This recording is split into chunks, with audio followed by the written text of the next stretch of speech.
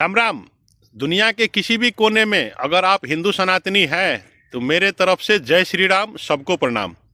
अब समय आ गया है दोस्तों, दुनिया के हर एक कोना से हर हिंदू सनातनी एकजुट होने का। हम लोग 125 करोड़ से ज़्यादा है। बस अपना ताकत हम लोगों को अभी तक मालूम नहीं है कि हम लोग कितने हैं और क्या है, जिसका कारण कभी भारत में मुगल, कभी अंग्रेज, नेपाल में कभी राणा, तो कभी कम्युनिस्ट, सब हमेशा शासन करता रहा। हम लोग अगर एकजुट हो गए ना तो फिर दुनिया पे हम लोग शासन करेंगे। हिंदुओं पे शासन कोई दुनिया का माई का लाल कर नहीं सकता। लेकिन हम लोग फूटे हुए हैं, हम लोग बहुत टुकड़ा टुकड़ा हो गए हैं। जैसे हम लोग नेपाल में भी, भारत में भी देख रहे हैं। सबसे पहले तो जाति में टूट गए हैं, नेपाल में, और मधेसी और पहाड़ी में टूट गए हैं। भारत में भी साउथ और नॉर्थ में फूट गए हैं। उसके बाद विभिन्न पार्टी में फूट गए हैं, राजनीतिक दल में फूट गए हैं। तो इतना कमजोर हो गए ना कि जिसकी औकात नहीं है हमारे सामने उठ के खड़ा होने का, वो लोग हम लोगों पे राज करता है, हिंदुओं पे किया है, आज भी कर रहा है। नेपाल में तो अभी भी कम्युनिस्ट का ही शासन है। इसलिए बता रहा, मेरा एक अभियान है और मेरा उद्देश्य है कि दुनिया भर का हिंदू एकजुट हो और अपनी ताकत को पहचाने। हम लोगों को एकजुट करने में अभी मोदी जी और योगी जी का बहुत बड़ा हाथ है। उनके कर्म से, उनके काम से अभी सनातनियों जाग रहे हैं। नेपाल में ऐसा कोई नेता नहीं अभी तक जन्मा है जो देश के लिए मोदी जी जैसा और प्रदेश के लिए योगी जी जैसा नेता जब तक नहीं होगा ना हिंदुओं के लिए, तब तक हिंदू खतरे में है। एक चीज और बताता हूँ, एक नया जानकारी, कल का ही एक ठो जानकारी देता हूँ आपको भाइयों। नेपाल में यही रुपेडिया यूपी के बॉर्डर साइड में ही नेपाल में एक घटना घटा है। एक दलित बालिका को, या मैं नीचे वीडियो भी रख रहा हूँ, एक दलित बालिका जो 9 क्लास की में पढ़ने वाली बच्ची, जिसको रात में घर से उठा के ले जाता है 5 ठो मुसलमान और उसको बलात्कार करता है। सुबह जब उसके घर वाले जाते जाहिरी देने तो पुलिस उसका केस दर्ज करने से मना कर देता है। क्यों?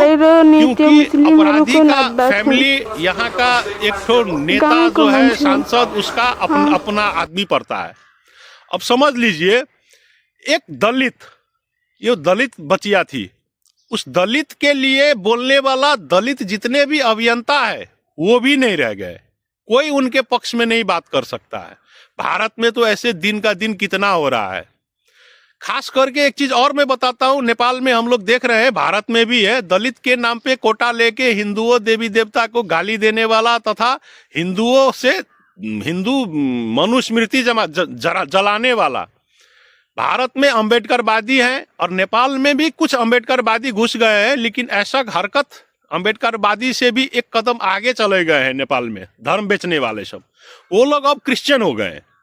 कोटा लेते हैं दलित का, हिंदुओं का, लेकिन असल दलित को हक मार के ये क्रिश्चियन लोग ऊपर जगह तक पहुंच जा रहे हैं और दलित अभी भी बहुत पिछड़ा हुआ ही है। जब तक हम लोग हिंदू सारा एकजुट नहीं होंगे, दलित सहित, दलित कौन है? दलित तो सिर्फ एक सरकार ने एक ठप्पा लगा दिया है, वो हमारे हिंदू दाजू भाई ही हैं। उनको भी समेट के एक दुरुस्त मुट्ठी, 5 जैसे ये उंगली में उंगली को बंद करके एक मुट्ठी बनकर हम लोग अगर तैयार हो गए ना, तो दुनिया पे हम लोग राज करेंगे। मोदी जी जो बार बार बोलते हैं ना विश्व गुरु, सही में विश्व गुरु हिंदू सनातनी बनेगा। नेपाल के बारे में भारतीय लोग और भारत के बारे में नेपाली लोग के बीच में कुछ डिफरेंसेस हैं। जो डिफरेंसेस आपके ही भारत के गांधी परिवार ने हमारे देश में माओवादी जन्मा के, कम्युनिस्ट जन्मा के, वो क्रिएट किया गया है। जो आज भी मोदी जी इतना अच्छा काम कर रहे हैं, दुनिया भर का आदमी उनको लोहा मान रहा है। अमेरिका डोनाल्ड ट्रंप भी बार बार नाम लेने पे मजबूर हो रहे हैं मोदी जी का। फिर भी नेपाल में अभी भी जो आपके गांधी परिवार के पालतू कुत्ता लोग हैं ना, वो लोग अभी भी नेपाल में मोदी का विरोध कर रहे हैं और नेपाल का और भारत का हिंदुओं को अलग करने का प्रयास कर रहे हैं, जो आज से नहीं 70 साल से हो रहा है। इसीलिए मैं बोल रहा हूँ साथियों, हम लोग हिंदू लोग, तराई के हिंदू लोग, नेपाल भर के हिंदू लोग अब जाग गए हैं। अब इन कम्युनिस्टों के बातों में नहीं आने वाले हैं। तो हम लोग एकजुट हो रहे हैं। जो पार्टी के कार्यकर्ता हैं, धर्मनिरपेक्षवादी या कम्युनिस्ट के, उनको भी समझाया जा रहा है। बहुत लोग तो फिरता आ जाएंगे, अपने धर्म को पहचानेंगे। जो नहीं आएंगे उनको तो अब कुछ करना भी नहीं सकता है। वो लोग कुछ भी करें, हमको मतलब नहीं है। लेकिन संसार भर के हिंदू जब तक एक नहीं होंगे तब तक हम लोग सुरक्षित नहीं है। आज जो बांग्लादेश में हो रहा है, कुछ साल पहले, ज़्यादा भी नहीं, 100 साल पहले तक बांग्लादेश में हिंदुओं का त्यौहार इतना भव्य रूप से मनाया जाता था। आज वहाँ हिंदू होना एक गुनाह हो गया। हाथ में कलावा पहन के घूमने से डर लगता है हिंदुओं को बांग्लादेश में। जो पाकिस्तान हमारे ही हिंदू सनातनियों का भूमि था, हमारे ही सब हिंदू पूजा, देवी देवता का पूजा पाठ पाकिस्तान में हुआ करता था।